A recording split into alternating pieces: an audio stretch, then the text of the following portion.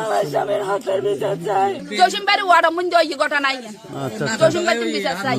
হাইতেছি ইলিয়াস বধুপাড়া ইলিয়াসের হাতে ফোন ফট করে ইয়ান হয়তো ইচ্ছে গড়ি যাতা কে তুনুকে গুলির আওয়াজ আইছে। চট্টগ্রাম জেলার চন্দনাইশ থানা এলাকায় গরু লুটে বাধা দেওয়ায় সশস্ত্র ডাকাতদের গুলিতে চন্দন কুমার দে নামে এক হিন্দু বৃদ্ধ নিহত হয়েছেন।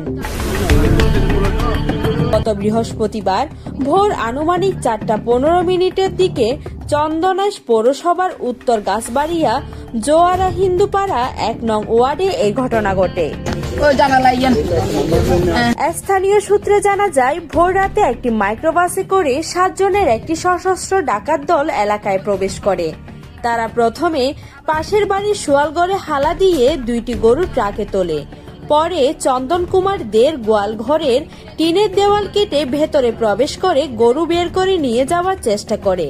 এ সময় চন্দন সেই বিষয়টি টের পেয়ে বাধা দিতে গেলে ডাকাতরা তাকে ঘর থেকে বের না হওয়ার জন্য হুমকি দেয়।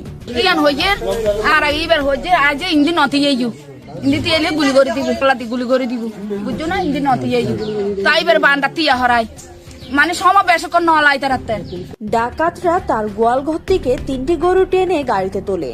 গাড়ি চলে যাওয়ার শব্দ পেয়ে চন্দনদেব বাইরে বের হয়ে দেখেন 2 জন ডাকাত তখনও গোয়াল ঘরের আশেপাশে অবস্থান করছে।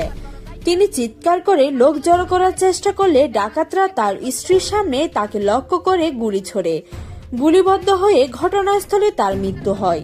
পরে ডাকাতরা দ্রুত এলাকা যোগ করে। খবর পেয়ে পুলিশ ঘটনাস্থলে পৌঁছে মরদেহ উদ্ধার করে ময়নাতদন্তের জন্য চট্টগ্রাম মেডিকেল কলেজ হাসপাতাল মর্গে পাঠায়।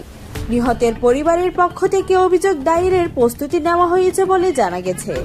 পুলিশ জানিয়েছেন, ঘটনায় জড়িতদের শনাক্ত ও গ্রেফতারের জন্য অভিযোগ শুরু হয়েছে। এলাকায় অতিরিক্ত পুলিশ মোতায়েন করা হয়েছে এবং আইন শৃঙ্খলা পরিস্থিতি স্বাভাবিক রয়েছে বলে সংশ্লিষ্টরা জানিয়েছেন। এ ঘটনায় স্থানীয়দের মধ্যে চরম আতঙ্ক ও ক্ষোভ বিরাজ করছে। তারা দ্রুত জড়িতদের গ্রেপ্তার ও দৃষ্টান্তমূলক শাস্তির দাবি জানিয়েছেন। Parna Chowdhury, news desk, Hindus news.